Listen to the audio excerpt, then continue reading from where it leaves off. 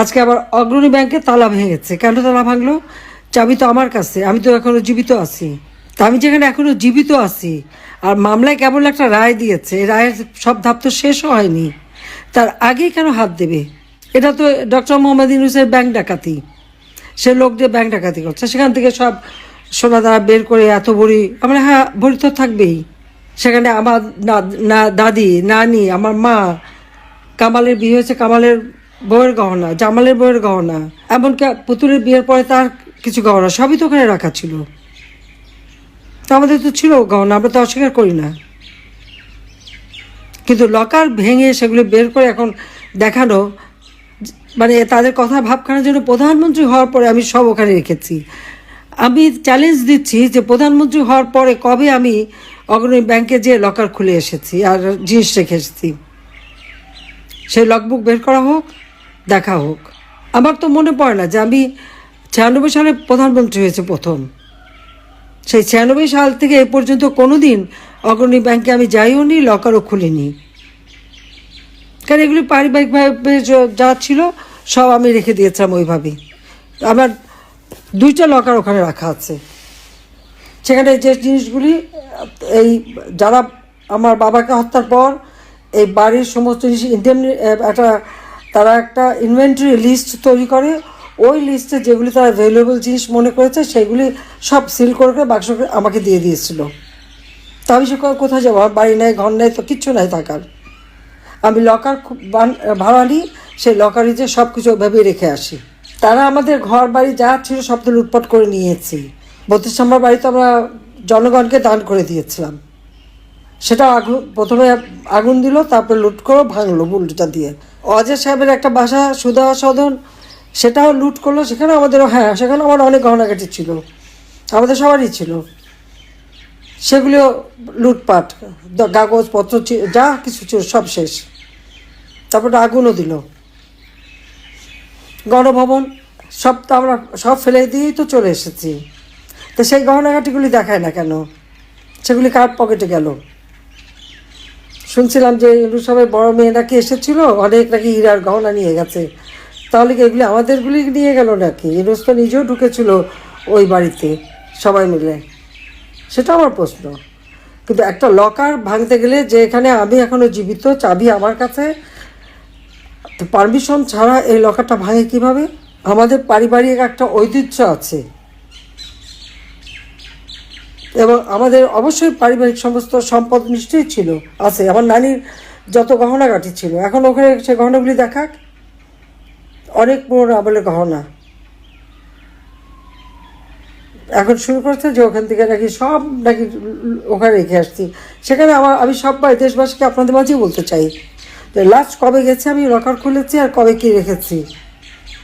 ব্যাংকে কিন্তু ওগুলো হিসাব থাকে, সেটা দেখে যেন কথা বলে। তারা একের পর এক বাবা মা ভাই সব কেড়ে নিয়েছে, বাড়িঘর তাও নিয়ে নিয়েছে। নিয়ে যাক, ওগুলি ফকিরের দল। কিন্তু এই যে অপবাদ দেওয়া, এই অপবাদ দেওয়া কেন? আর এটার অপবাদ তো দিয়েছিল 40 দিন পর্যন্ত। জিয়া মরার পরে বই বাড়ি আমাকে হস্তান্তর করে প্রতিদিন টেলিভিশনে দেখাতো যে জিয়ার কিছুই ছিল না, ভাঙা সুটকা, সেরা গেঞ্জি আর আমাদের অনেক সম্পদ। আমি বলছি হ্যাঁ, আমার তো সম্পদ ছিল। আমার বিয়ের সময় তো শতভরি সোনার গহনা আমি পেয়েছি। এক চট্টগ্রামে আমাকে রিসিপশন দিয়েছে 1 বছর পরে, সেখানেও তো 50-60 ভরি সোনা আমাকে এবং হীরার সে সব উপহার দিয়েছে, গাড়ি উপহার দিয়েছে। আওয়ামী লীগ এটা করে। এদের অনিয়ম, অত্যাচার, অবিচার আজকে আমাদেরগুলি নিয়েছে। বস্তিবাসীদের সব সম্পদ যে আজকে পুড়িয়ে দিল। অগ্নি সন্ত্রাস করতে করতে এখন তো বস্তি, আজকে বস্তিতে আগুন দিয়েছে কেন? ওখানে নাকি একটা প্রজেক্ট হবে। আমরা কোনো প্রজেক্ট করতে গেলে বস্তিবাসী হোক আর ভূমিহীন হোক, তাদেরকে পুনর্বাসনের ব্যবস্থা করেই করতাম। আওয়ামী লীগ কখনো এভাবে উৎখাত করেনি। তাদেরকে নোটিশ দেওয়া হয়েছে, আর নোটিশ দেওয়ার সাথে সাথে তারা বলছে সরে যেতে। তো এই শীতের মধ্যে ওরা যাবে কোথায়, থাকবে কোথায়? দিনের পর দিন তারা এখানে আসছে, এখান থেকে তাদের জীবন জীবিকা, বাস বস্তি জ্বলা শুরু করলো। একটা মানুষ তার কোনো জিনিস নিয়ে বেরোতে পারেনি, একেবারে শূন্য হয়ে রিক্ত হাতে তাকে কোনো মতে জীবনটা নিয়ে বেঁচে আসতে হয়েছে। কতজন পুড়ে মারা গেছে এখনও সে খবর দেওয়া হয়নি। এই আগুনটা সম্পূর্ণ চক্রান্ত করেই করা। আপনারা দেখবেন ওখানে হয়তো কোনো একটা প্রজেক্ট করবে, পয়সা খাবে, সেই তালে আছে, সেই জন্যই গরিবের পেটে লাথি মারা। অগ্রণী ব্যাংকে আমার লকার, আর একটা ব্যাংকে পূবালী ব্যাংকে, সে পাকিস্তান আমল থেকে গহনাগাটির লকারই আমরা রাখতাম, এটা আমাদের পারিবারিক সবার। 1981 সালে আমি যখন ফিরে আসি, জিয়াউর রহমান যখন বেঁচে ছিল আমাকে কিন্তু 32 নম্বরে ঢুকতে দেয়নি। জিয়া যখন নিহত হলো এরপরে সাত্তার সরকার অর্থাৎ বিএনপি সরকার ক্ষমতায়, 12 জুন 32 নম্বর আমার কাছে হস্তান্তর করবে। ধুলাবাড়ি ময়লা সমস্ত ভরা জায়গা, রক্তের দাগ সব ওখানে। আমার কাছ থেকে সই করালো 72 পাতা, বললাম আমি আইনজীবী দ্বারা করবো, বাড়িতে তো মার্ডার হয়েছে, না সেটা হবে না। তারপরে প্রচার, কত শতভরি সোনা দানা পাওয়া গেছে, এই পাওয়া গেছে। আমরা হ্যাঁ পাওয়া তো যাবে, আমরা তো ভেসে আসা পরিবার না। আজকে আবার অগ্রণী ব্যাংকে তালা ভেঙে গেছে। কেন তালা ভাঙলো? চাবি তো আমার কাছে, আমি তো এখনো জীবিত আছি। তা আমি যেখানে এখনো জীবিত আছি আর মামলায় কেবল একটা রায় দিয়েছে, এই রায়ের সব ধাপ তো শেষও হয়নি, তার আগেই কেন হাত দেবে? এটা তো ডক্টর মোহাম্মদ ইউনূসের ব্যাংক ডাকাতি, সে লোক দিয়ে ব্যাংক ডাকাতি করছে, সেখান থেকে সব সোনা দানা বের করে এত ভরি। আমরা হ্যাঁ ভরি তো থাকবেই। সেখানে আমার না দাদি, নানি, আমার মা, কামালের বিয়ে হয়েছে, কামালের বউয়ের গহনা, জামালের বউয়ের গহনা, এমনকি পুতুলের বিয়ের পরে তার কিছু গহনা সবই তো ওখানে রাখা ছিল। তা আমাদের তো ছিল গহনা, আমরা তো অস্বীকার করি না, কিন্তু লকার ভেঙে সেগুলো বের করে এখন দেখানো, মানে তাদের কথা ভাবখানার জন্য প্রধানমন্ত্রী হওয়ার পরে আমি সব ওখানে রেখেছি।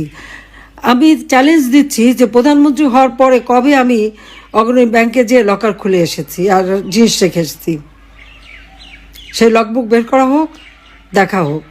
আমার তো মনে পড়ে না যে আমি 96 সালে প্রধানমন্ত্রী হয়েছে প্রথম। সেই 96 সাল থেকে এ পর্যন্ত কোনো দিন অগ্রণী ব্যাংকে আমি যাইও নি, লকারও খুলিনি, কারণ এগুলি পারিবারিকভাবে যা ছিল সব আমি রেখে দিয়েছিলাম ওইভাবেই। আমার 2টা লকার ওখানে রাখা আছে। সেখানে যে জিনিসগুলি এই যারা আমার বাবাকে হত্যার পর এই বাড়ির সমস্ত জিনিস তারা একটা ইনভেন্টরি লিস্ট তৈরি করে, ওই লিস্টে যেগুলি তারা ভ্যালুয়েবল জিনিস মনে করেছে সেগুলি সব সিল করে বাক্স আমাকে দিয়ে দিয়েছিল। তা আমি সে কোথায় যাবো? আমার বাড়ি নেই, ঘর নেই, তো কিচ্ছু নাই থাকার। আমি লকার ভাড়া নিই, সেই লকারে যে সব কিছু ওইভাবেই রেখে আসি। তারা আমাদের ঘর বাড়ি যা ছিল সব তো লুটপাট করে নিয়েছি। 32 নম্বর বাড়ি তো আমরা জনগণকে দান করে দিয়েছিলাম, সেটা প্রথমে আগুন দিল, তারপরে লুট করে ভাঙলো বুলডোজার দিয়ে।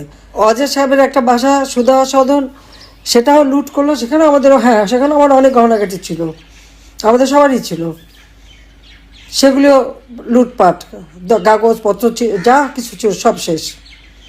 তারপরে আগুনও দিল। গণভবন সব তো আমরা সব ফেলে দিয়েই তো চলে এসেছি। তো সেই গহনাগাটিগুলি দেখায় না কেন?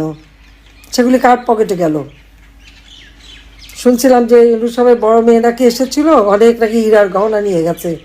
তাহলে কি এগুলি আমাদেরগুলি নিয়ে গেল নাকি? ইউনূস তো নিজেও ঢুকেছিল ওই বাড়িতে সবাই মিলে, সেটা আমার প্রশ্ন। কিন্তু একটা লকার ভাঙতে গেলে, যে এখানে আমি এখনও জীবিত, চাবি আমার কাছে, পারমিশন ছাড়া এই লকারটা ভাঙে কিভাবে? আমাদের পারিবারিক একটা ঐতিহ্য আছে এবং আমাদের অবশ্যই পারিবারিক সমস্ত সম্পদ নিশ্চয়ই ছিল, আছে। আমার নানির যত গহনাগাটি ছিল, এখন ওখানে সে গহনাগুলি দেখাক, অনেক পুরনো আমলের গহনা। এখন শুরু করছে যে ওখান থেকে নাকি সব নাকি ওখানে রেখে আসছি। সেখানে আমি সবাই দেশবাসীকে আপনাদের মাঝেই বলতে চাই যে লাস্ট কবে গেছে আমি লকার খুলেছি আর কবে কী রেখেছি। ব্যাংকে কিন্তু ওগুলো হিসাব থাকে, সেটা দেখে যেন কথা বলে।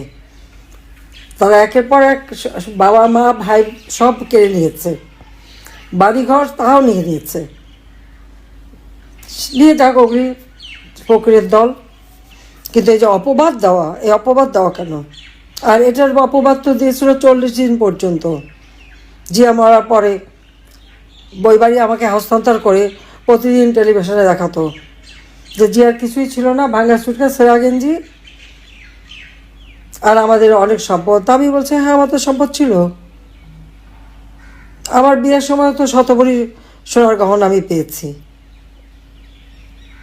এক চট্টগ্রামে আমাকে রিসিপশন দিয়েছে 1 বছর পরে, সেখানেও তো 50-60 ভরি সোনা আমাকে এবং হীরার সে সব উপহার দিয়েছে, গাড়ি উপহার দিয়েছে। আওয়ামী লীগ এটা করে। এদের অনিয়ম, অত্যাচার, অবিচার আজকে আমাদেরগুলি নিয়েছে বস্তিবাসীদের সব সম্পদ যে আজকে পুড়িয়ে দিল। আমি এ পর্যন্ত যে কটা বস্তি খালি করছি প্রত্যেকের অল্টারনেটিভ জায়গা দিয়েছি।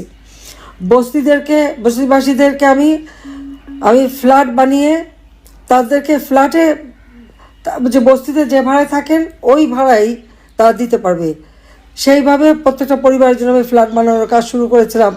300 পরিবারকে অলরেডি আমি ফ্ল্যাট ভাড়া দিয়েছিলাম। বাকি কেউ যদি সাপ্তাহিকভাবে দিতে চায়, মাসিক ভাড়া দিতে চায় বা প্রতিদিনের ভাড়া, ব্যাংকে সেইভাবে ব্যবস্থা করে দিয়েছিলাম। আর আজকে বিনা নোটিশে কতগুলি মানুষকে একেবারে পথে বসিয়ে দিল। তাদের কান্না আহাজারি। যেখানে আমি যে প্রজেক্ট করছি প্রত্যেকটা জায়গায় ওখানে যারা থেকেছে তাদেরকে আলাদা বসবাসের ব্যবস্থা করে দিয়েছি। আর এখন কোনো রকম মানবিকতা নাই, কিচ্ছু নেই। একটা মানুষের সব সহায় সম্বল সব কিছু জ্বালিয়ে পুড়িয়ে সরকার করে শেষ করে দিচ্ছে। আমি এর তীব্র নিন্দা জানাই, প্রতিবাদ জানাই যে এইভাবে বস্তি ভাঙা তাদের ঠিক হয়নি। আগে তাদের পুনর্বাসনের ব্যবস্থা করতে হবে, তারপরে। আর আমাদের যা লুটপাট করে দিচ্ছে ওগুলি লিল্লায় তাদের ভিক্ষা দিয়ে দিলাম। ইউনূস এবং ইউনূসের গভর্নমেন্ট সরকারকে আমি এই লকারের সব কিছু ভিক্ষা দিয়ে দিলাম। এখানে আমি, রেহানা, পুতুল, জয়, আমাদের সকলেরই উত্তরাধিকার সূত্রে প্রাপ্ত যা ছিল ওখানে আছে। আর শুধু পুতুলের বিয়ের কিছু গহনা ওখানে রাখা আছে। তো ওগুলি আমি জানি আমার ছেলে মেয়ে মানা করবে না, আমি সেগুলি ওদেরকে ভিক্ষা দিলাম। যে এই যে মানুষের উপর জুলুম অত্যাচার, এই অত্যাচারের হাত থেকে দেশকে মুক্ত করার জন্য এই ফ্যাসিস্ট, খুনি, জঙ্গি ইউনূসকে ক্ষমতার থেকে হটাতেই হবে। নইলে এদেশের মানুষ এখন কেবল 6 কোটি মানুষ দরিদ্র সীমায় চলে গেছে। মোটে ইউনূসের কী সাফল্য, 1 বছরের মধ্যে 6 কোটি মানুষকে দারিদ্র্যের সীমায় পৌঁছে দিয়েছে। যেখানে আমি শেখ হাসিনা দেশের কাজ করে, মানুষের কাজ করে, আর্থসামাজিক উন্নতি করে 5 কোটি মানুষকে নিম্নবিত্ত থেকে মধ্যবিত্তে তুলে এনেছিলাম। আজকে তারা আবার সেই নিম্নবিত্তরা একেবারে নিঃস্ব। আমি তো হতদরিদ্র কেউ থাকবে না। মুজিব বসে এটা আমাদের ছিল অঙ্গীকার। সেইভাবে লক্ষ লক্ষ, প্রায় 8 লক্ষ পরিবারকে বিনা পয়সায় ঘর বাড়ি দিয়ে পুনর্বাসন করি। 4000 সেই 91 সালে ঘূর্ণিঝড়ে যারা ক্ষতিগ্রস্ত হয়ে ভাসমান বস্তি বানিয়ে কক্সবাজার ছিল, তাদেরকে আমরা সেই খুরুশ স্কুলে ফ্ল্যাট বানিয়ে সেখানে তাদের পুনর্বাসন করেছি। যারা হরিজন তাদেরকে আমি ফ্ল্যাট বানিয়ে সেখানে তাদের পুনর্বাসন করেছি। কুষ্ঠরোগী তাদেরকে সেই আশ্রম প্রকল্পে ঘর দিয়ে জীবন জীবিকার ব্যবস্থা করে দিয়েছি। হিজড়া, বেদে কোনো শ্রেণী বাদ নেই, সবাইকে আমি পুনর্বাসন করে দিয়েছি। কিন্তু আমাদের তো এমনিতেও ঘর বাড়ি আমার নাই, তারপর যা আছে সবই পুড়িয়ে জ্বালিয়ে শেষ। দেশটাকে ধ্বংসের কিনারে নিয়ে গেছে। যে বাংলাদেশ সম্পর্কে মানুষের আগে একটা উঁচু ধারণা ছিল, উন্নয়নের রোল মডেল হিসেবে যে বাংলাদেশ বিশ্বে মর্যাদা পেয়েছিল, আজকে সেই বাংলাদেশকে ভিক্ষুকের জাতিতে পরিণত করেছে এই সুদখোর খুনি ইউনূস এবং তার স্বাধীনতা বিরোধী এবং জঙ্গি গোষ্ঠীকে নিয়ে। তার সাথে বিএনপি তো আছেই। তো বিএনপি তো এখন ওই যে ছাগলের 3 নম্বর বাচ্চা হয়ে গেছে। ইউনূসের কি এনসিপি পার্টি খাচ্ছে, সাথে জামাত, আর বিএনপি না খেয়ে লাফাচ্ছে। যে ছাগলের 3টে বাচ্চা হয় দেখবেন 2টা দুধ খায়, একটা পাশ দেখালি লাফায়। আমার গণভবনে আমার ছাগলের 3টে বাচ্চা ছিল, তাকেই দেখছে এইভাবে।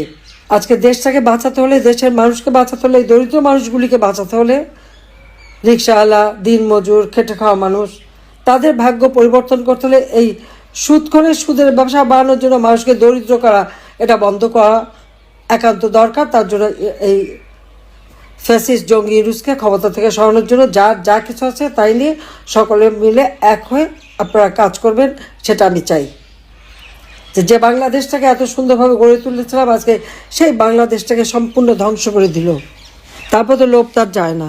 যে কাজের হাত থেকে দেশ রক্ষা করার জন্য সবাইকে এক হওয়ার আমি আহ্বান জানাচ্ছি। সবাই ভালো থাকেন, সুস্থ থাকেন।